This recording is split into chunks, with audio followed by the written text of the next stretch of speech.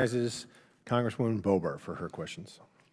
Thank you, Mr. Chairman. Today we're here to conduct some oversight on the Biden administration's policies that are regulating our communities into poverty.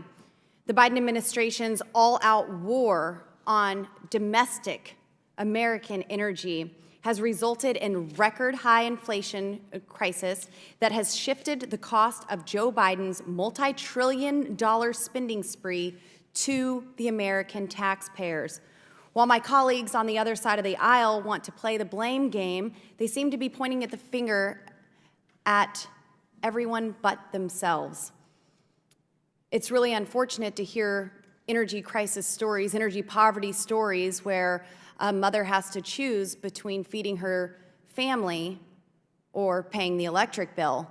But that's where more than 20 million Americans are right now because of Joe Biden's energy policies that he enforced on Americans January 20th, 2021, where we were energy secure, and he completely surrendered that energy security. This week, House Republicans are pushing back against the left's anti-American, anti-energy policies to pass H.R. 1, to put us back on track towards energy independence and, in turn, reduce inflationary pressures and lower costs for families.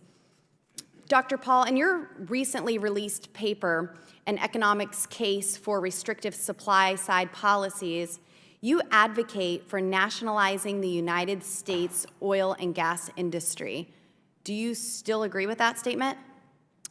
Yes, in that research paper, we highlight 10 policies that would facilitate So let me get this straight, Dr. Paul. So you support a communist-style takeover of our oil and gas industry?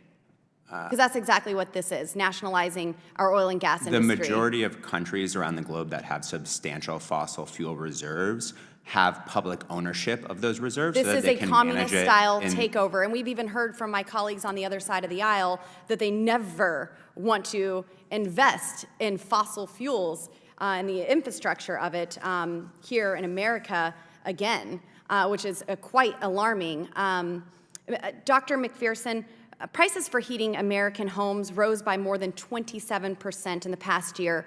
And in my home state of Colorado, we had a very cold winter, which means these increased costs hit even harder for the people that live in my district, in Colorado's 3rd district. Do you think that the Biden administration's proposal to place a ban on gas stoves nationwide will reduce energy prices for people in my district? No, it's going to force them to, unfortunately, have to purchase a new stove if that were to come to pass. Yes, and we've seen this administration make other extreme proposals for families concerned about energy costs, including Mayor Pete, who had the nerve to say that families concerned about high gas prices should just shell out $55,000 for an electric vehicle. So we have some politicians saying, you know, just go buy brand new electric appliances. Others saying, completely ditch your car and get an electric vehicle. Now, Dr. McPherson, do you think that simply buying new electric vehicles, as Mayor Pete recommended, is a realistic energy solution for American families living month to month and already struggling to pay their bills?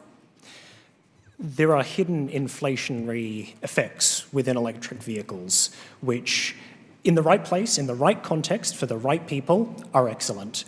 But we have to remember, to fill up an electric vehicle at the moment, it takes about 30 minutes or so to fill up a tank, so to speak. You can get about 170 miles out of that.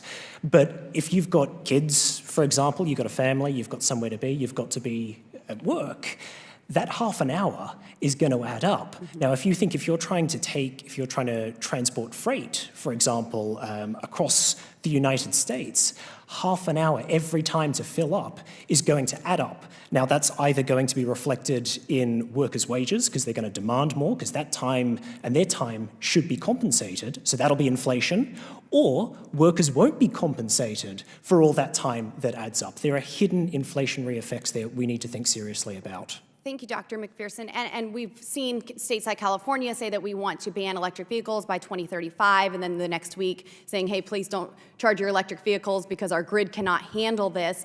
With this, There's a lot of talk of decarbonization going on. I'm pro-forest management, which would certainly help with the reduce of carbon emissions that are emitted with the catastrophic wildfires. And I would encourage the witnesses to also just consider the fact that these solar panels require mining to be done in China-owned mines in the Congo for that cobalt where that child and slave labor is being used. Thank you, Mr. Chairman. I yield.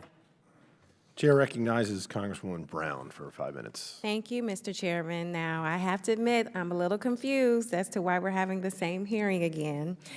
We held an almost identical hearing just 3 weeks